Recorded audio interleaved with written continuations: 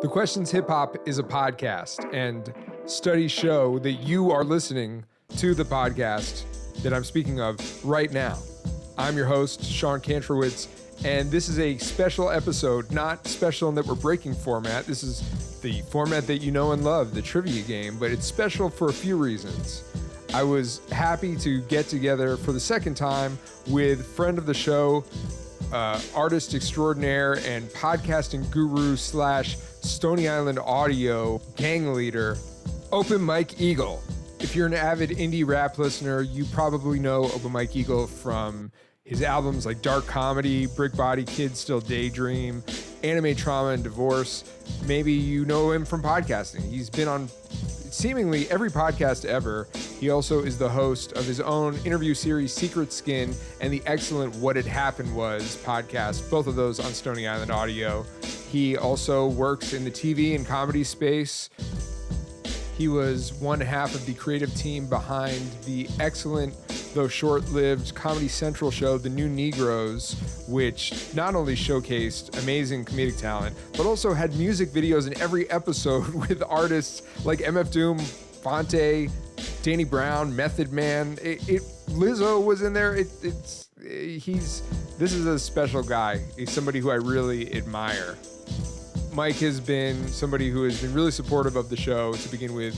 He graciously offered me an opportunity to podcast with his network early on with Can't Knock the Shuffle, my first show, which he was a guest on in its first season. And then when I decided I wanted the questions to move more towards a podcast format, it made perfect sense for me to team up with Mike and put it on Stony Island. We talk about this, but this is not Mike's first appearance on the show. He has actually appeared on the show once before in the very early iteration of it, the first real week of the pandemic in March of 2020, and I explain why. You will never hear this. You'll hear it. We get into this in the episode, but there are various reasons why it only made sense for us to revisit and have him back on the show to properly archive his place in the question's history. Another great reason for that is that he just dropped an album. Component System with the auto reverse is available wherever you get your music, and we talk all about that album in this episode.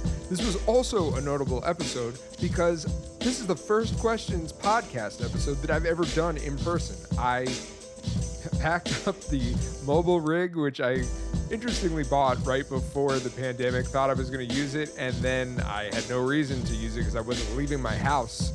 But I kept the gear, and when we had the opportunity to set this up, Mike offered to host me over at his home, and I went, and it was great. I really enjoyed doing the podcasts in person.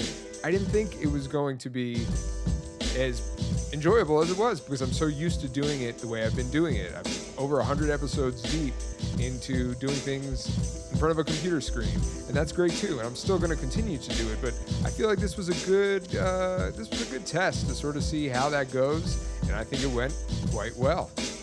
There might be a slight difference in the audio quality, though, to be honest, I kind of, in listening to it, I think it might be better.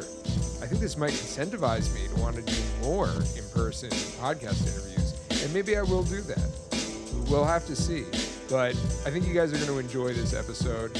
As always, if you haven't done so already, subscribe to the podcast, leave a rating and review. That helps so much, and I really appreciate everybody who's been doing that. If you want to support the show even further and get exclusive content, things that don't make it into the episodes, other bonus content that have nothing to do with the episodes, but it's still the type of content and things that you would want to know about because you are a listener of a hip-hop podcast like The Questions. I sort of liken it to a group chat where we can nerd out on some rap shit, and we are sort of doing it in privacy. So there's not trolls, there's not, a lot of noise that can often occur in social media. It's a great place to be. You also get episodes early. You also get to contribute and have a say in some of the things. This bracket tournament that we're working on, that we're currently in the midst of, maybe, depending on when I publish this, the Patreon has had a huge part in that. The Patreon has voted on some of the classic episodes from the archives that I have brought back to the podcast, and I will continue to turn to them. So go to patreon.com/thequestionshiphop. I have a link for it in the show notes. I'm not going to talk anymore. I can't wait for you guys to hear this episode. It was really great connecting with Mike. We have Open Mike Eagle on the Questions Hip Hop Trivia. Here we go. Who did it first? Who did it best? Who did it worst? That's the question.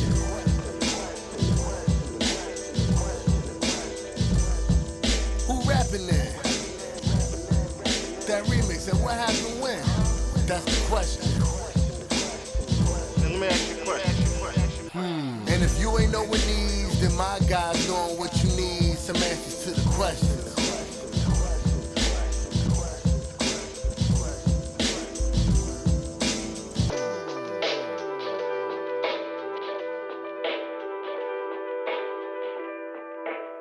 This is weird, being face-to-face with somebody, but I'm glad that it's you. Well, my experience with the questions is all face to. Well, I did it one time on the internet, but that was really weird. Oh, that was the early Twitch days, maybe, I or think it was Instagram. oh no, the Instagram. Yeah. Okay, so yeah, you were guest number 2. Right. This was back, and I think I've talked about this before. This was March 2020, Mm-hmm. and I was like, we're gonna do. I don't know how long we're gonna do this for, but we're gonna do this like 5 nights a week. And I quickly learned that was not. I was like, we're gonna do this 5 nights a week. That was not sustainable at all. No, that's not. But you were part of that 5. Yeah. But those episodes are. I don't want anybody to hear. I mean, just to think of where Instagram Live's tech was right then, that was a bad time. They didn't know all the different things that people were going to want to do Right. on that thing. Like, you could barely even talk at the same time. You still can't sometimes. Yeah. It's very hip hop in the way that, people used all these resources that weren't meant to do something. Yes. So, just to reinstate the cred of the show, like we were upholding the spirit even in 2020. That's true. You were repurposing technological trash to make a good show. So you were there early. You also were a supporter and a contestant and a proponent in the early live show days. Were those early in the live show days? I felt like they were late in the live show days. I mean, it was late in the live show, but relatively early in The lifespan. Of, gotcha. We're gonna have this all in the show notes, folks. So don't worry if this gets a little confusing.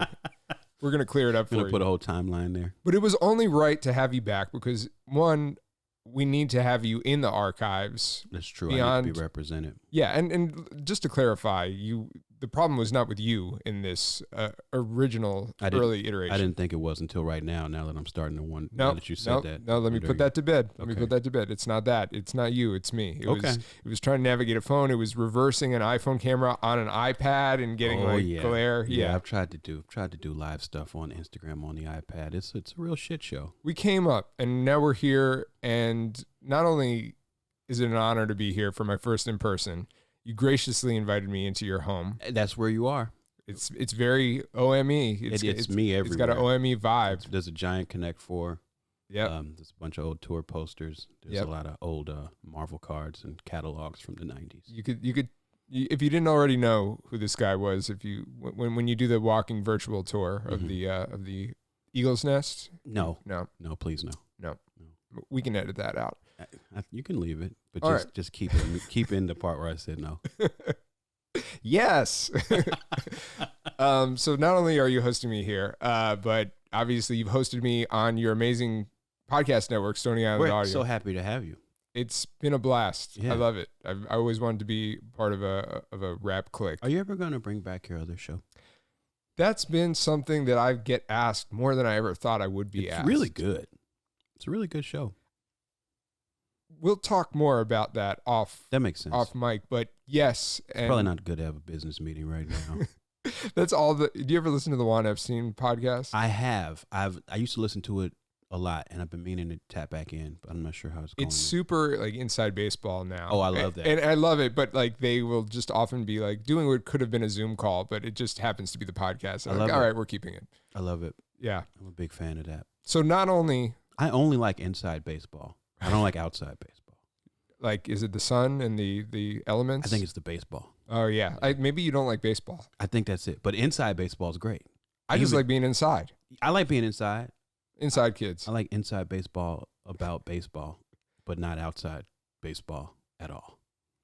Yes, tracks. Makes sense. So we're here. Stony Island Audio is the network. You have a new album that will, by the time we release this, it's out. Okay, good. Component with the auto reverse. Time travel component system with Component system. reverse. You see, there's my head right there behind me. I don't know. Oh, I did see that. Yeah, that's my head. And people can download the filter as well. You can have a digital stereo head to match my analog one. We're going to talk all about the album. We're going to be talking about a lot of things. I But wish I should have let you hear it if I'd have known. I heard the Dad Bar guys heard it. And I was like, They heard it Tuesday. got it. It was very stressful for me. Letting it out into the world. Letting it out to anybody. Like, I put all that stuff in the hands of my PR people. Yeah. Because it just makes me nervous. So like giving them a link and then going into a Zoom session knowing they just listened to it. Like I was playing it cool. My inside was full of sweat. They love you, and they're great guys. I know. Yeah. I know that. That part's not in question. It's not about them, it's you. It is. Now Full I understand circle. what you're saying. That's a callback, folks. But the primary reason why we're here, forget all that other stuff, because album cycles come and go. They do. Hip-hop trivia is forever. Oh my God, you're right. When do we ever stop asking questions? This is evergreen. It is evergreen. Wow. We should put that in your description. Now with evergreen endorsement. You'll like it because it's evergreen. We're here to do some hip-hop trivia. You'll always like it. You're going to love this. So you're no stranger to this. I usually ask people if they're ready. I feel like Open Mike Eagle is born ready. I am. I sure wish I had brushed up on some rap facts, but you never know which facts are going to pop up, so it doesn't even, it's not helpful. It's impossible to do. It's It's true. impossible to do. So we're going to get into our first round, and the first round is The Choice Is Yours. I used to play cues and stuff. I don't really do that anymore in the podcast. I'm going to acknowledge, I think this is going to be a very inside baseball because I can't help but do it because, one, you're familiar with the program. Yes. Two, we're on a network together. Uh-huh. Three, this is like the first human contact in podcast form I've had since the thing started. So, And four, I really like inside baseball. as you might recall, hit that backwards 15 seconds a few times and you'll hear it right now. So we're going to get into the first question. I'm going to show you this here because I have visuals in my head. Visuals. Which of these LP-produced albums has Prince Paul been featured on? Is it Company Flow, Little Johnny from the Hospital, LP, I'll Sleep When You're Dead, Run the Jewels, their self-titled Run the Jewels album, or is it Run the Jewels RTJ 3? See, I should know this. And you've organized these answers in a way where it's going to sit right in the spot where I'm confused. Which of these LPs that LP produced has Prince Paul been featured on? And I know it's either C or D. The problem is I can't remember which one. I'm going to go with D, Run the Jewels 3. He's going with D. Now, let me let you in on some of my inside baseball here. Okay. My aim is always to make sure that the guests feel good and look good, particularly if it's about things that they should know about ostensibly. So then I try to craft it, but then sometimes I'm like, did I pitch too far? Am I assuming that this is obvious? And is this now going to have an even deeper ramification to make it seem like, oh, like the guy who did the Prince Paul LP, The podcast, What Had Happened Was podcast where I definitely had an entire episode discussing whichever album this is. But I will also say, in your defense, and you can probably guess where this might be going, you had a lot of information to juggle there. That's And true. you didn't just do one season involving one of these guys. You did 2 seasons It's of true. What Happened Was. So the answer is he was on the first Run the Jewels album, my Run the Jewels. God, I cannot believe I fucked that up. It was his Handsome Boy Modeling School alter ego on the song Right. Twin Hype Back. And that's the other reason why my brain is a little foggy on it, because I definitely had an episode with Prince Paul about the Handsome Boy Modeling School album that LP was on. Yes. And then I had, of course, conversations with LP about Run the Jewels and could not remember. Well, now I feel like a bit of an asshole. Well, don't feel like an asshole, because I'm just not as smart as people think I am. I think that's been a refrain in my life that I've really come to understand. Like, if I could just let the whole world know that I am 10% dumber than they think I am, I feel like I'd have an easier time in life. I'm going to think on this, on how you can maybe get that message out there to people. I need help. I want to talk about what had happened was. Okay. It's good. Amazing. I really like it a lot. It's great. You've done 3 seasons, obviously. Prince Paul, LP, and then Dante Ross. Yep. Just recently published a bonus episode of Dante Ross. Which was like Christmas, like, hey, we found one extra gift in March. Here it is. We did. What, I'm so curious.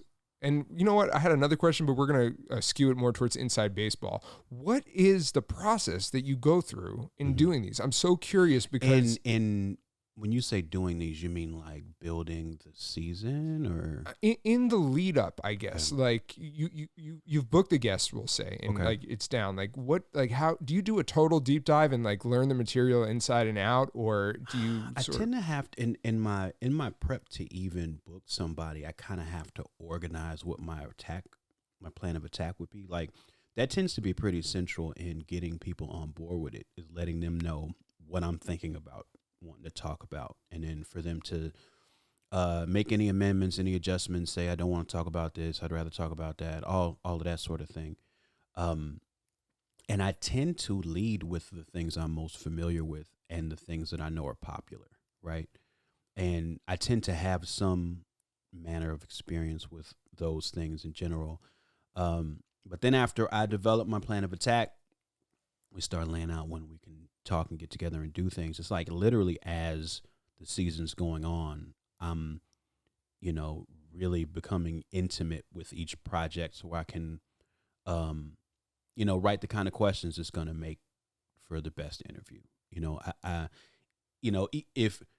If I'm talking to Prince Paul about Balloon Mind State, I've heard that album 10,000 times, but I definitely need to listen to it 10,001 right before we talk to him, so I can make sure that that I'm asking what I think are the best questions that I can ask. Who were you least familiar with? I would assume that you were familiar with all of them too, like the nth degree. But like, who do you think you learned the most that you weren't expecting to know? Definitely Dante, because I knew Dante's name from poring over album credits. So seeing him in stuff like Taurus De La Soul and then Old Dirty Bastard, and you just see his name, and I never really knew what an A&R did. So then to come to find out all of the different acts that he was responsible for signing and bringing into the world, I never knew he was involved with P-Rock and CL Smooth or Dell or any of that. You know? And then I didn't know that he was doing the Everlast stuff.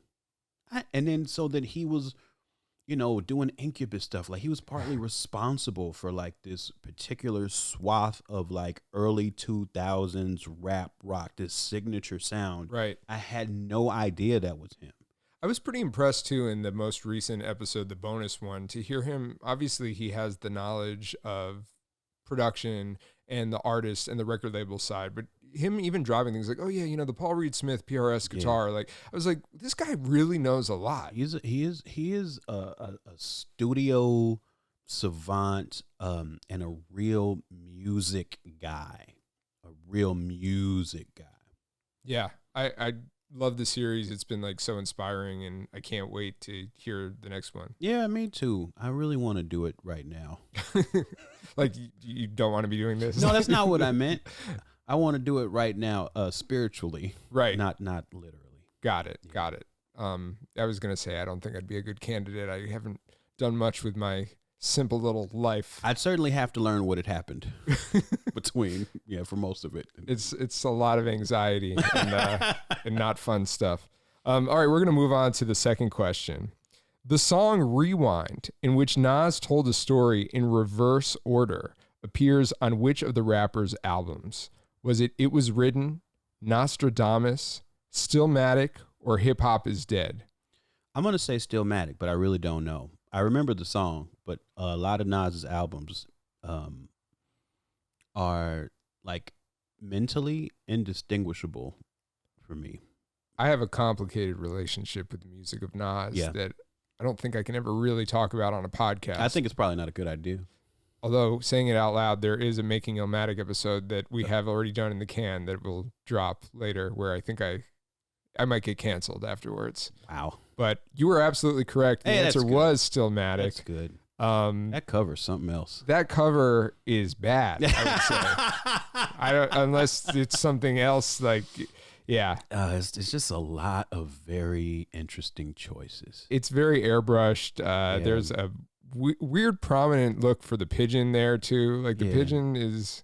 So it's like half pen and pixel, no limit kind of thing, but very New York at the same time. It's really something else. I really like that album though. That is one of the ones I liked a lot. I believe, this is the one that we did the Making Illmatic for. Okay. We did it for Stillmatic. Uh-oh. So All right, look out, world. Yeah, getting the knives out. Component system with the auto reverse. That's my album that's coming out. That's going to be out. It's out. You see what I did here with the song is called Reverse Rewind and Oh my God, I didn't. You're so advanced. Well, I think you might be putting a little open mic ego on me now. You think I'm more advanced than I am. That's true. I tend to give smart people smart points in my head. This album, definitely is a homage to the tape era. It is true. You've talked about this a lot, and it also seems, from what I've heard of it, it's a bit more rappity rap. I would say so much more rappity rap. You feel like you kind of had to do that after the last one? Not that I had to, but I definitely wanted to. Yeah, I definitely was tired of singing about my feelings. I definitely decided to go back to sword play. Right. On this one. It's funny though, because when I had you on Can't Knock the Shuffle, I remember this and this is one of those phrases that sticks out to me because I just obsess about these things. But I believe in the introduction or in the promo for the episode that you did, I said something to the effect of, I'm with Open Mike Eagle, who's never been afraid to get personal. Mm-hmm. And then in the rollout of the last album, Anime, Trauma, and Divorce, and reading a lot of people talk, and you talk about that, it almost seemed to undermine the idea that I had, where you were sort of saying, I'm never personal, and this is personal. And I in hearing your music, even though there are a lot of sort of non sequiturs and inside references and things like that, it never felt impersonal to me. Yeah, and it shouldn't, because it's not. But I think what I was speaking to was the directness of dealing with personal issues and direct vulnerability. I had never really been that personal. So that was the departure with the last one. And I'm not going to do that anymore. Lesson learned, or just got it out of your system. Yeah, no, you can't put your heart on sale.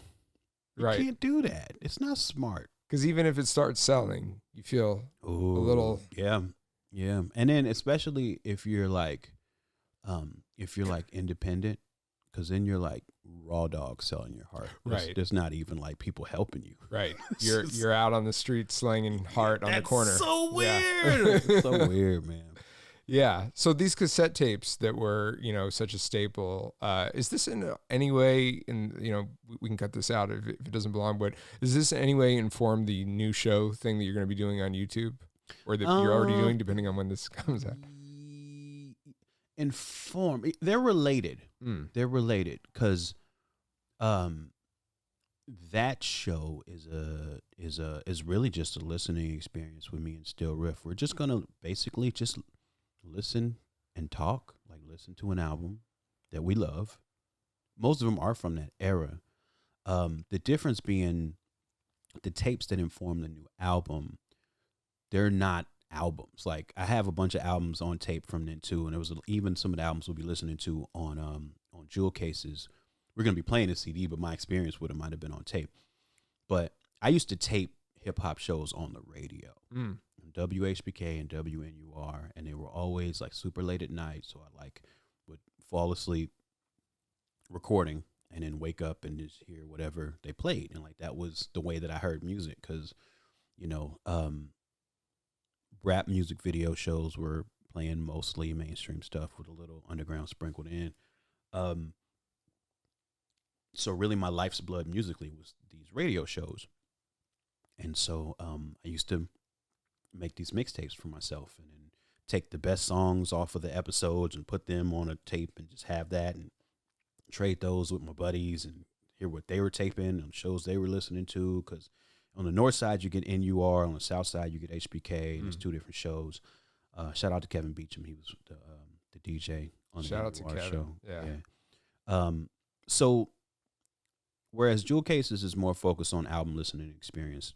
And who knows, maybe we'll do some tape shit over there too at some point. But my album is more informed by the random ass mixtapes.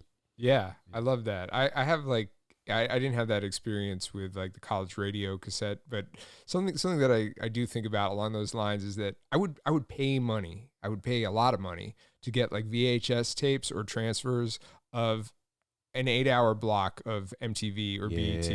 And, it's been pointed out to me, like, all this stuff is on YouTube where you can stream this anywhere you want. But there was something about I know that it exists in like the algorithm, the dreaded algorithm as we refer to it, but something about the curation and not having any sort of say in it, but it's sort of being tuned to what you liked or what you might like, just hits those nostalgic feels. I can remember, like, I lived for watching Rap City every day. It was like 3 to 5. And then on Wednesdays they do retro and they would just play all old video. Like, I just love that shit. They used to do, and this is what we got to figure out how to bring back. They used to do a weekly, and this was even like on MTV. They used to do like a weekly video countdown. Or BET used to do like notarized top 100 songs ever, and right, like they were presenting, and then like I remember sitting in dorm rooms like watching the top 5, like you're watching the election, like waiting to see who they say is the number one, and like, but that curation is exactly what you're talking about, and I think that's kind of missing right now. I definitely want and need that back. And I feel like to a certain extent, that's kind of adjacent to the type of programming that we do. It's like saying like, hey, this is important and we are going to take an authoritative stance on why it is important. Right. And 100%. you hopefully will enjoy it and agree with us. Let's start arguments. Yeah. All right. We're going to move on to the third question. In 2003, producer Madlib released a remix album in which he sampled the archives of this legendary record label. Was the label A, Blue Note, B, Motown, C, Stax, or D, Sub Pop? Now, I know the answer to this because I spent a lot of time. Like, that album hit me at an important time in my life. So it's Blue Note. Correct. It's kind of blue. Although, I got to say, I would love to hear him tackle Sub Pop. Sub Pop would be crazy. That would be some shit. I mean, I feel like it's only a matter of time before somebody should or will do that. Yeah. I've tried. It's so hard to make those guitars sound like not distracting. Right. Hip hop. Not beats. jangly. Yeah. Just, yeah. All that distortion and shit. Like, yeah. You have a Madlib beat on the new album. I do. That feels like a cultural milestone or a career milestone. It right? is. I think it is. I think it's important. I think it's important. He's sort of like, I mean, there are other living legends in the producer sphere, but he sort of seems the most active still. Like, obviously DJ Premier is still amazing, and Premier predates, Madlib in terms of output. But like, I guess maybe it's because he seemed like such a peer to like Jay Dilla, right? And he's still sort of carrying that torch in many respects. Yeah. So whenever I think it holds a lot of like importance and cachet to whenever he pops up on something. So when I was looking at the announcement of your album, I was like, Mike's got a Madlib beat. Like, yeah, that's the reaction I wanted. Like, that's it. Like, there's God. Somebody told me it's like my 8th album, which is just I don't even know how I feel about that. That's a lot. Ocho, that's a lot. Yeah, creeping up on that double digit. Oh my goodness. But I don't know. Like, you want to be able to show some growth and development, and show some ability to hit a new milestone. Yeah. And so, like, yeah, beat from Madlib, these beats from Diamond D, like, okay, like if it feels like there's an arc there. There's some movement, Yeah, it's amazing. We're going to move on to the last question. Which of these rappers has most frequently announced their quote unquote retirement in public? Is it Jay-Z, Lupe Fiasco, Mace, or Master P? So we're asking who has done it the most frequently. That is a very interesting question. Which one of these rappers has announced their retirement most? So the highest profile would be Jay-Z. We're talking about separate instances That's here, what not I'm just thinking. like one Yeah, campaign exactly. talking a lot. Yeah, Exactly. Lupe feels like he's retired a lot, but I'm not actually sure if he has, so that's interesting. Mace had a very famous retirement, but I only remember one. And Master P, I've never heard anything about him deciding to stop working. There's no limit to his work. Yeah. Oh ethic. my God, how did I miss that? I'm gonna go with B because it feels right. He's going with B, and the answer is B. Lupe Hey, that's has, I mean, on numerous occasions, he has formally announced his retirement, and then usually a couple of years go by, and then a new album That's comes so out. interesting. I bet at least one of those times just so he can get out of a contract. Right. But no rapper ever really retires. You have a song on the album called I Retired, Then I Changed My Mind, which is an amazing title. Can you tell me about the sentiment and the idea behind that song? I mean, and it is so self-explanatory when you hear it, but like it is really one of those days where it's just like I shouldn't be doing this anymore. And I just literally just wrote this long verse about like looking back on things and shit I should have done different and career regrets and I don't think that I was writing it to retire, but I was certainly writing about the thoughts that I have about retirement all the time. This shit's hard. It is. It is hard. Musicking is hard. Yeah. Yeah. Any sort of independent course that True. one carves out for themselves is difficult. It is. But I mean, specifically in the independent music space, and then the deeper sphere of the independent music space. It's rough. There's little resources. You tend to put a lot more of yourself into what you're doing. And the age thing is just, it only becomes more apparent to me. In what way? Are there things that opportunities that perhaps present themselves, or things that you feel like as an independent artist you should do, but there's sort of this delineation where you're like, I'm not going to do that because. No, I just think, I honestly, just straight chronological age, where so now I'm 40 and I'm rapping independently. It's like, do I still want to be doing that at 45? Do I still want to be doing that at 50? Like, there comes a point, I think, where the answer to that question is something you have to contend with more often. With the financial realities of it, with just the social realities of it, with everything. It's just like, this has been my identity. How long will it continue to be? How long am I comfortable with that? And, and gosh, I think aging is just really fascinating in general. I mean, it's specifically interesting within the realm of hip hop just because everything skews younger anyway. But,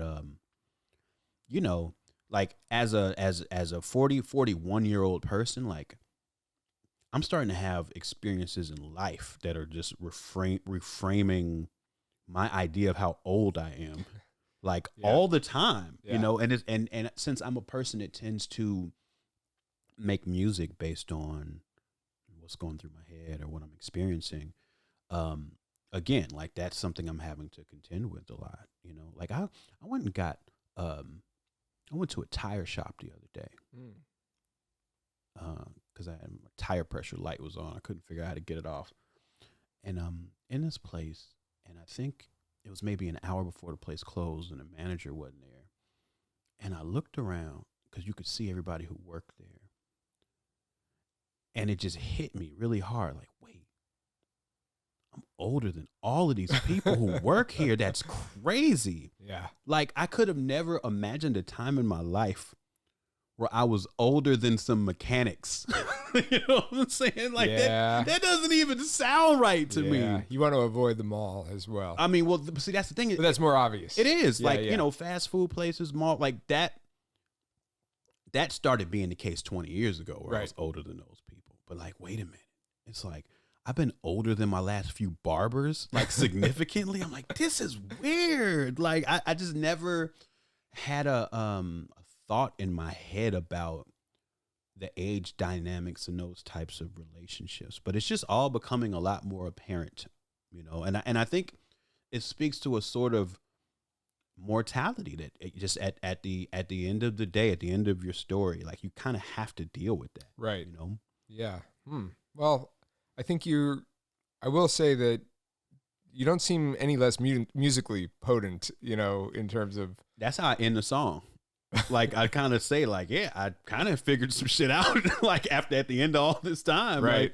Like I'm kind of better at it than I've ever been, you know. But I think also it's pretty obvious to anybody who follows your career and your public persona that you're creating a lot of other Yeah, for sure. roads where, you know, it's never going to, like, I hear about like somebody like, I think Sadat X is now like, something with like a blood like nurse or something. Oh, is he a phlebotomist? Phlebotomist, perhaps. Wow. Sounds more official than blood nurse. I know he was teaching for a while too. I thought he was substitute teaching or something. I might be slightly off on this, but I do know that he's working in some sort of medical facility, and like that's great too. I'm not knocking anybody for anything, but you know, a lot of the things that you've done seem less of a total 180.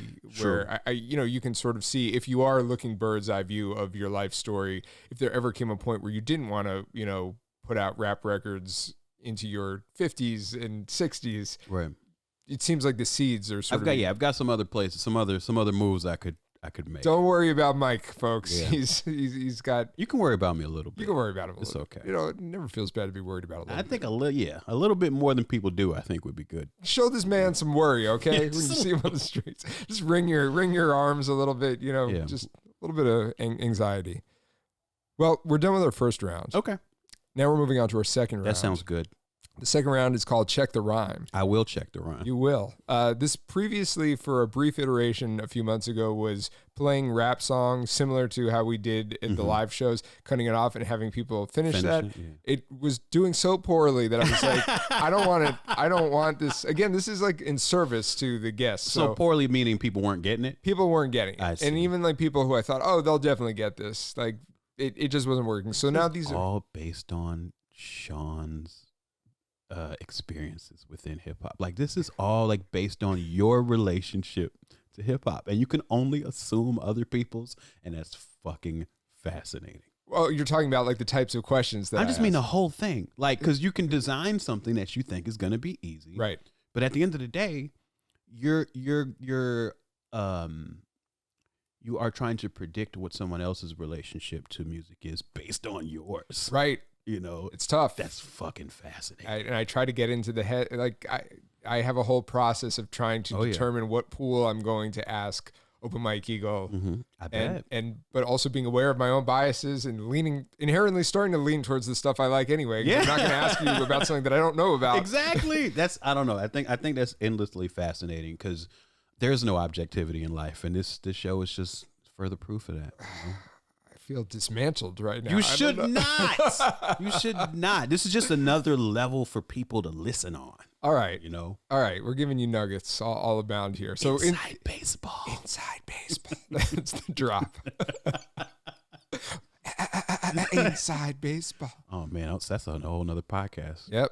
Well, so these questions are not going to be requiring you to finish rap lyrics, but they're questions about rap lyrics. Okay. So you see how I sort of Yeah, you pivoted. Yeah, I pivoted a bit, as we all need to. So, according to a song on Diamond D's classic debut, Stunts, Blunts, and Hip Hop, this woman had a one-track mind. Is it Brenda, Jane, Renee, or Sally? So Brenda got a baby. True. Damn, I don't remember what Jane was. I think Jane was a groupie. Renee was a girl that Mr. Cheeks met one day. It's true. And Sally got a 1-track mind. That is absolutely correct, and I enjoy your thorough breakdown of the yeah. various women in hip hop. I don't know what was Jane. What was Jane? Jane's EPMD. Okay, That was the Jane series. You know, there was another song about a Susie in classic hip hop from Stetsasonic. Oh, Speaking of a girl named Susie, she's just a groupie. there was also a Susie in The Art of Storytelling by Outkast. Oh, that's true. Susie Screw had a Yep. partner named Sasha. Yeah. Yeah. Sasha, Sasha, I remember like the summer. Yeah, that was hard. Diamond D's on the record as well. He is. First, well, not really the first single, but I guess first single since the announcement of the album. Yep. I'll Fight You. I'll fight you. Yep. How do you make a song about fighting somebody, but the beat and delivery, at least for the first half of the song, is kind of melancholy? Yeah, no, it's just a spiritual fight. Do all fights sort of come from that, like? You know, I just mean the fight is like as a life decision. That you're gonna fight every day. Oh, That's really what it is. got it. It's not a physical fight. You won't get this in a Genius Sanitation. Folks. You'll get it wrong. You'll get it in wrong. the Genius Sanitation. Yeah. In the process of getting these producers like on the album, were you sent like lots of stuff? Like how does that work when you're working with like legacy acts or such prominent names like Diamond D? Diamond D was very curated in what he showed me. He told me he listened to my whole catalog and he like made a folder of like 10 joints. And that's what we worked out of. I love that beat. And I love that beat too. Oh man, it's one of those, and it's a beat that is a grower to me because when I first heard it, I was like, okay, this is cool. Like it's a little repetitive, but like I was still open to it. And then it's really like an earworm, and I feel like the hook is really an earworm as well. That's good to hear. To me, it's just like it was one of those beats. Like, and this is really when I'm trying to make an homage to these tapes. Like there was hip hop made in the '90s that used to give me this feeling. Just this feeling like some producer would find some loop and it would just give me that like bright energy feeling. It was like very nourishing and motivational for me. And like that, when he played that, I was like, that's it. Like that's that feeling. Yeah. I love it. Next question. We're moving right along here. Which of these De La Soul albums features a song whose title name drops the hometown, their hometown of Long Island? So we're looking for a De La album that has a song title that references Long Island. Is it A, Artificial Intelligence, Mosaic Thump, B, Balloon Mind State, C, Stakes is High, or D, both B and C? Oh, can I see that list again? You can. Yeah, just don't swipe. I won't swipe. Let's see. Name drops the hometown, so that's interesting. Damn. Okay, so the difficulty here is that I know for sure it's C. I know that C is one of them. Right. So there's a question of whether or not there is a song that references a title of the song. The title of the song references correct. Long Island, and then B is Balloon Mind State. Is that it? B is Balloon Mind State. So it's either Mosaic Thump, Balloon Mind State, Stakes is High, or Balloon Mind State and Stakes is High.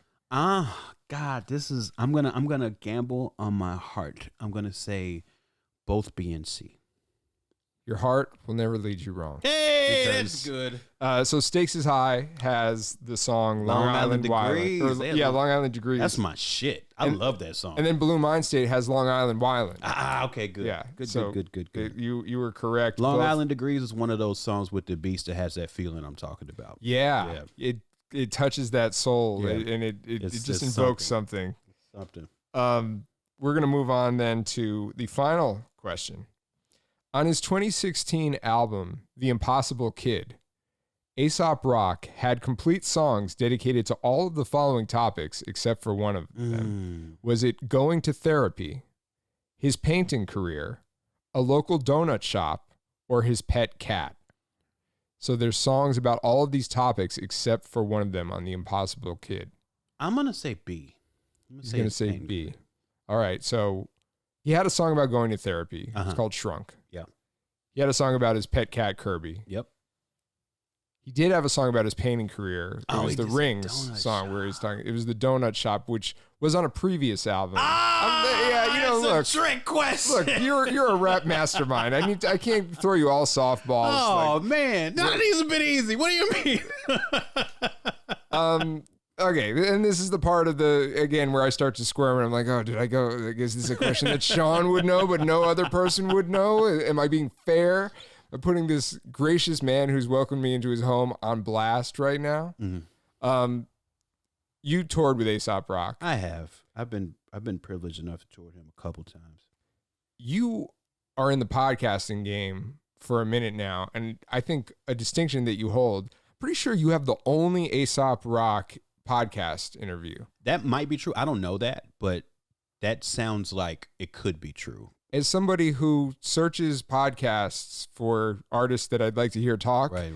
and Aesop Rock being one of them, I think I can confirm that is true. Well, that's. I have to tell him thank you for that. Yeah. I didn't know that was the case. You were so early to podcasting, I would say, at least in the hip hop space, maybe, but also I think in the space of the craft, especially itself. if you were, and I know you're not, if you were aware of the podcast that I did even before Secret Skin. I'm not. There's no reason you should have been, but yeah. What was it? Like, I had a podcast called The Helicopter, okay, and it was basically just me talking, okay, and that was it. no guests. I don't think so. And then me and Rhetoric. You know Rhetoric? I don't know if I do. Rhetoric is a LA MC. Me and him had a podcast for a little while, and all of these you're talking about going back like. Are these like scrubbed from like the internet or? Yeah, because I think they only existed like on. I had to upload on a Mediafire or some shit for people to Real Player, or yeah, something? that type of shit. Yeah. So I never had a proper RSS feed for any of those. So Got it. Yeah. So they weren't intentionally scrubbed. They're just They're from an internet gone by. Does it feel validating in any way to sort of see that I would say we're far past the point of it being noteworthy to say that we're in a podcast renaissance? Like I find it honestly kind of frustrating, because like you said, I have been doing it for so long, and like now I'm watching the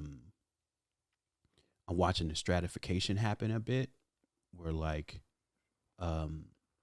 basically guys that were in more mainstream parts of the industry, when they start talking, people listen more. Right.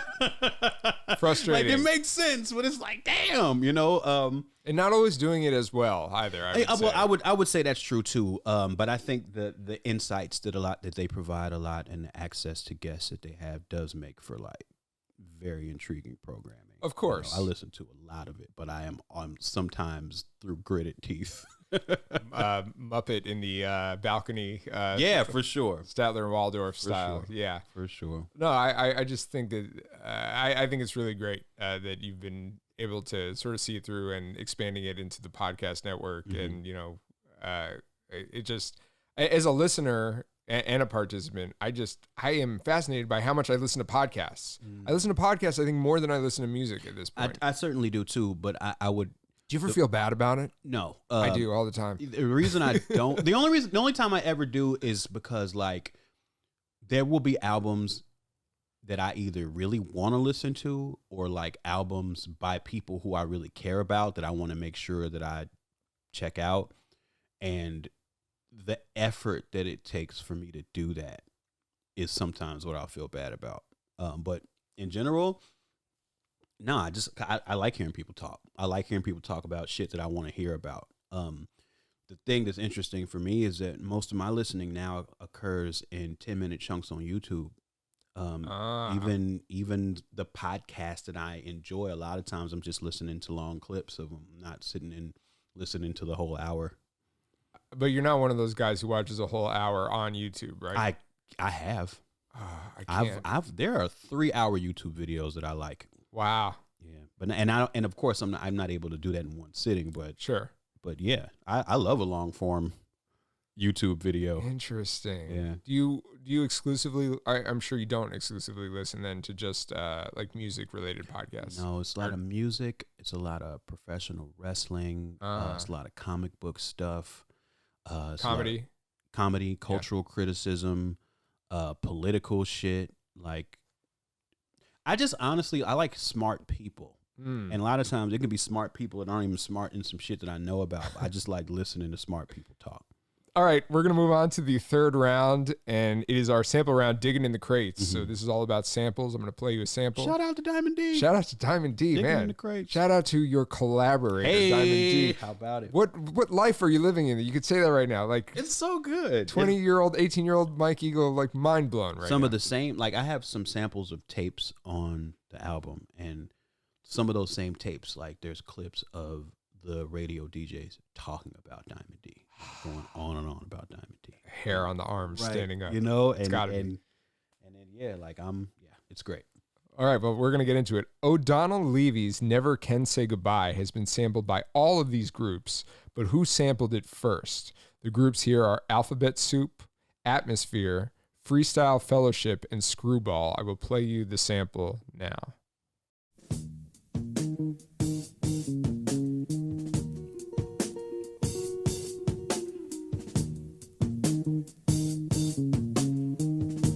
I know what I want to say. I know what I'm gonna say, but I don't know if it's right. Can you tell me the list of artists again? It is Alphabet Soup, Atmosphere, Freestyle Fellowship, and Screwball. We're looking for who sampled it first. Okay, I mean, I don't know who Alphabet Soup is, and that's a problem. But in lieu of that, I'm gonna have to say my OG's Freestyle Fellowship. All right, we're gonna take a little chronological trip here. So let me pull out my notes. See, normally when I do this on Zoom, I've got like I felt like a real nerd coming here with a little notebook. But you look so prepared. It's great. It's great. Well, I appreciate that, but yeah, I famously like to be like I've talked to other like podcasters. Like I don't write my questions in advance. I mean, like for these things, I obviously write these questions in advance. I write all of my questions in do advance. you? For sure. I mean, like I like to be open to some improvisational questions or something comes up, but like I feel woefully unprepared if I don't have shit written down. I just like to talk, but this doesn't seem fair because this is literally a show in which I pre-compose the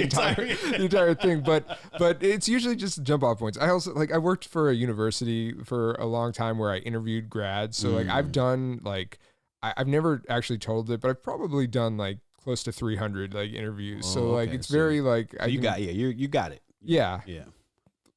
Even that, I feel like a jerk saying that. Like, oh, it's cool. You can take your notes, but but nonetheless, I'm here with a notepad and things that I wrote down. So first, in 2003, it was sampled by Atmosphere.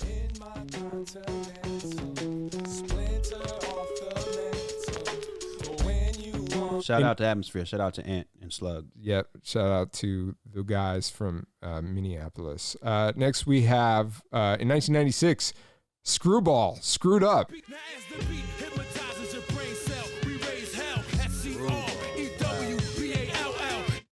That's taking you back. Yeah, man. There was one of those guys I think used to rap with Outsiders too. But anyway. Yeah. Okay, so here's the moment of truth. In 1994, the group Alphabet Soup sampled it for Take a Ride Black Star Line remix. Dollar signs with wings float around me, tell me. Now wouldn't it be nice to have a car in the crib, see rent paid. Which means in 1993,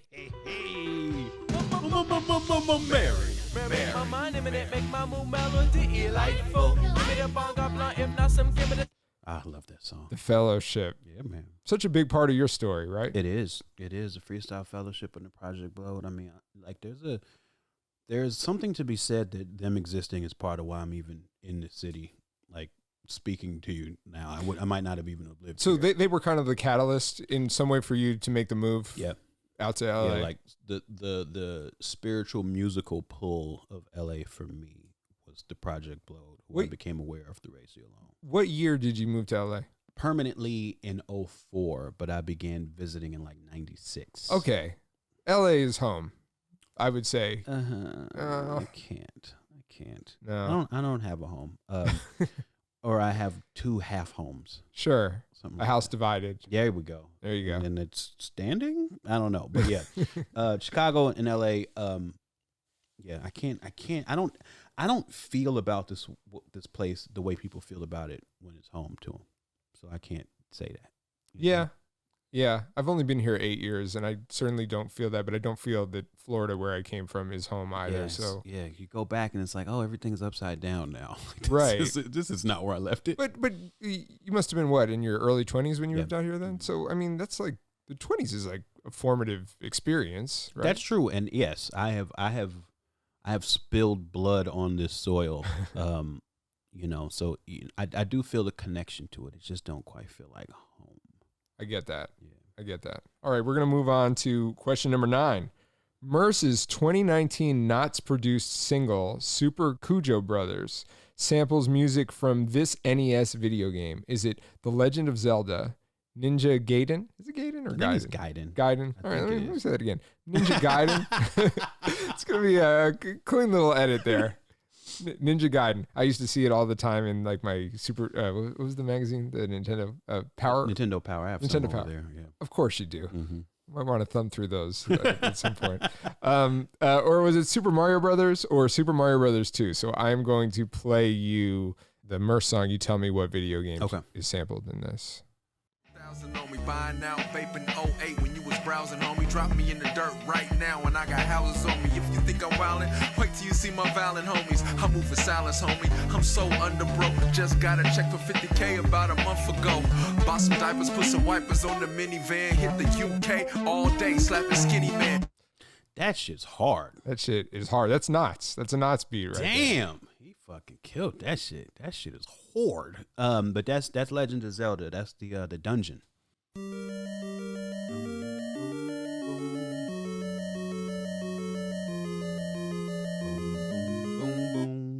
Is that music, the original video game music, all great because it's great, or is it great because it holds such a nostalgic Some place? of that shit is banging. It's banging. Some of that shit is banging. Like that's what I'm saying. Like you can tell it's banging because when you hear it played with other instruments and other other tempos, like it's still dope. Right. It's still dope. But is it dope because it's invoking these like very like... But okay, but like look. Like video games being introduced into our lives was like akin to what I feel like it will be like when alien life lands on this planet. Like it's just like, wait, what is this? There's a whole world that we don't know about? I'm just saying like that music, that little loop is like that's better than the Super Mario 2 music. It's better. Like I can hear the Super Mario music 2 music in my head very clearly because I spent hours playing that game that I did not like very much. Terrible game, I would say, comparatively to the other Mario games. Right, but that music is not as good. It's not as good. Yeah. You know? Have you heard of the band called The Advantage? No. Okay. You should check them out because I don't think they put out a record in over a decade, but they were sort of like a math rock band that only covered NES music. So it's those arrangements. And I think it's been done a lot since, but I think they were like one of the first to do it. Back in my record store days, they were. So I wonder if they're named after the controller. I would imagine they must be. They only exist in like, assistance to the world of NES. That's so, awesome. Yeah. Worth checking out. If I feel like putting more drops in, maybe I'll put a little sample. You should. The degree to which I want the podcast to be great often comes up against how much editing do I want to do. So 100%. Yeah. If I had to edit mine, you would never hear it ever. Yeah. So I'll just say, for safety's sake, pause the podcast right now and go to your streamer and look for The Advantage. You won't be disappointed. We're on to the final question in this round. The Richard Strauss tone poem, which I had to learn was a thing. I don't even know what the hell that is. We'll get into that later. But the tone poem, Also Sprach Zarathustra, was reinterpolated by Swizz Beatz on a posse cut single from this rapper's 1998 album. So I'm going to play you the sample, and then I will go into the choices. I already know this. This is good. I know this best as Ric Flair's entrance music. Thus spake Zarathustra. So the options are, is it Cameron, Cannabis, Noriega, or Styles P? It is Nori with a bunch of other motherfuckers on banned from TV. That is absolutely... Now y'all niggas recognize medallions. I play the best hood. OT with Tim Westwood. Used to be on Section 8. Now my section is good. You know, it's so wild how much I used to not like Nori. Yeah. But I totally get it now. I totally get it now. Like, yeah, I think I used to have this thing against where if I heard somebody rapping and they sounded like the kind of people I used to not want to be around, right? Like, I don't want to hear that. I'm still pretty convinced, even with more exposure, that I probably wouldn't have a good time hanging out with Noriega. Yeah. Like if I don't even suppose that I am on track or may ever be on track to be on Drink Champs. But I feel like if I ever got invited to be on Drink Champs, it would be a nightmare. Like I would be having anxiety. You like to drink? I don't like to drink. So but even beyond that, it's a little too much chaos. And I think that I'm not the first person to be maybe a little critical about that in terms of like the podcasting space. But he's kind of undeniable as a personality. He is. I love the show. I love his personality. They talk over people too much. But that's what happens when you drink a lot. Like people fucking start hollering. But yeah, I just mean like rap style. I used to be very critical of that rap style. Very critical. And now I'm like, oh, what the fuck was I talking about? That was dumb. This is way better than I remember it being. You know what it is? I think similar, if it's anything like what my aesthetic was based on, there were certain tenets of rapping that were pre-decided by the music I liked early on, but then the people who were influenced by them then really elevated. And it's like, if you're not hitting these, you know, in a very snobbish way, very elitist. Is that even like, is that, and then you have like, rap versus hip hop, like that bullshit. That bullshit. So yeah, I think that might, at least for me, that's why I could listen to all the music from the 90s, like all the Bad Boy stuff that like I might have turned my nose up a little bit. And I'm just like, oh, this actually wasn't that bad. Yeah. This is kind of even better than some of the underground records. Like some of it is. And the other thing is too, is just like my experience rapping as a recording artist. Now, like I certainly can, like sometimes things that sound easy are actually hard to do. And like rapping with his kind of energy level and being easy to understand and being like in the pocket that he's like, that shit is not easy. Right. You know, I don't know. It's I just have 100,000 more ways to appreciate it now that I didn't have access to when it was coming out. We're giving our flowers to Nori. That's right. In the spirit. We're not trying to get on Drink Champs, just straight rap flowers. Right. Although, would you go on Drink Champs? Of course I would. Yeah. It's one of my dreams. Okay. Well, then own that. Just say you're not. No, I'm just saying. I don't want the it. flowers to be, are not contingent on you. Got it. The flowers do not have a sinister intent. You know? Yeah. I'm trying to think. There's some fantasy, something where there's evil flowers, but Little Shop of Horrors, we'll say. Not fantasy exactly. All right, Mike, we've made it to the final round. All right. It's our speed round. It's called Time's Up. Okay. So in this round, you'll have 90 seconds to answer 5 non-multiple choice questions in the category of your choosing. Today's categories are For the Birds, A Pod Called Cast, or Ha Ha Ha. I'm going to go a Pod Called Cast. All right, he's going Pod Call Cast. So I'm going to pull this up. So Pod Call Cast, you'll have 90 seconds. If you do not know the answer, you can say pass and we can come back to it. But if you answer incorrectly, that question is burnt. Okay. So 90 seconds on the clock. Pod Call Cast, which, by the way, my original title for this, but I wound up scrapping it, was Rappers Will Host Their Own Natural Podcast. I love it. I know, a little clunky, but I appreciate it. I appreciate it. You see the thought that was put forth there. All right, 90 seconds on the clock. Oh, Mike Eagle, you ready to do this? Yes, I am. All right, here we go. Name one of the 2 podcasts that Talib Kweli hosts. People's Party. People's Party is correct. Okay.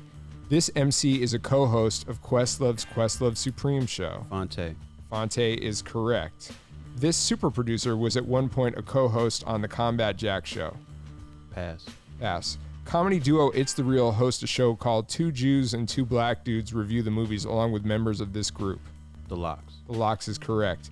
Peter Rosenberg and Cypher Sounds' Juan Epstein podcast takes its name from a character from this TV show. Welcome back, Cotter. That is correct. We're going back to that last question. The super producer who was at one point a co-host on the Combat Jack show.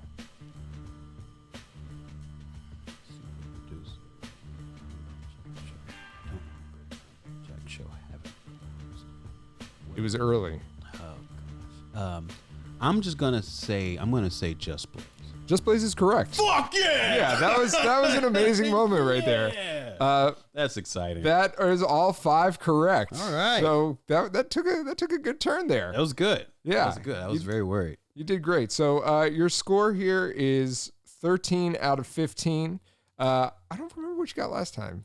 You probably I think I missed one last time. Yeah. I think I missed one. We were all fucked up back then. I just, there was, and back then they was on a point system, so we would tell like the guest, you got like 480 points. And, like, they'd be like, oh, that's great. I mean, not that they don't do that now. Like it's like, okay, great, but there was no metric for them to really for us to really understand how we did. Right. So now I can sort of put you in the canon here and let you know other people in the 13 out of 15 club. Okay. They include previous guests such as, oh man, I mean, Del the Funky Homo Sapien. Nice. J-Ro from the Alcoholics. Nice. Just Blaze, we were just talking about him. Shit. Mad Skills, Dart Adams. Dart! Oh, you know Mad what? Skills. I converted your score. You got 13 last time. Oh, so nice. You were Okay. nothing but I'm on consistent. pace. Exactly. Dante Ross, friend of the show.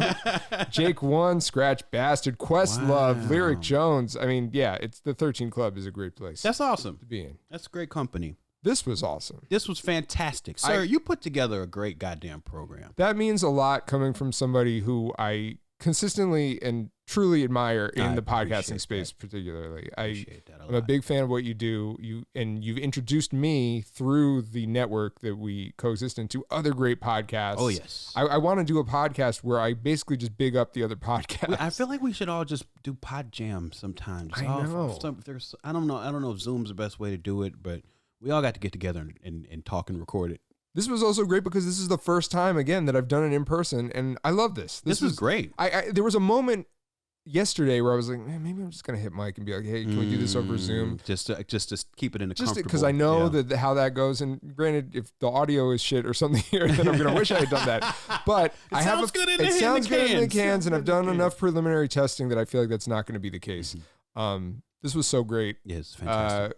So thank you for coming on. The album is out now. Yeah. I'm not gonna make you pretend you heard it already, but I've heard parts of it. Yeah, good. That's right. You've heard like just 4 songs in the world. 4 songs, and it's enough to make me be like, I'm gonna listen to the whole thing when it comes out. That's a great mindset that I want people to be in. That they're willing to check it out. That's great. Yeah. Great start. Great episode. Can I say that about my own show? I had a great time doing it. I think I like doing these in person. I don't know how many more I'll get to do in person. I mean, I guess I can do more, but I think a lot of them are still going to be on Zoom, but I'm going to try to do more. Anyway, hope you enjoyed this episode as much as I did, and I hope that you definitely check for Open Mike Eagle's new album. It is available everywhere right now, wherever you get your music. Component system with the auto reverse. I hope you check out all the other podcasts on the Stony Island Audio Network. Man, we self-promote like No Limit albums in the 90s. The inserts were filled with the ads for the other albums, some of which wouldn't come out for a long time. I think maybe some of them never actually even came out. I wasn't super deep in the No Limit bag, but I do know that advertising albums that would subsequently not be released was a thing in the late 90s. Not specific to No Limit, but I'm going off on a tangent here. Big shout out once again to Open Mike Eagle for appearing on the show. Check out all the shows on Stony Island Audio. This show has a theme song, and that theme song is by Midas the Beast and Zarism. We're going to be back next week with something else, something new. You're going to like it. Peace.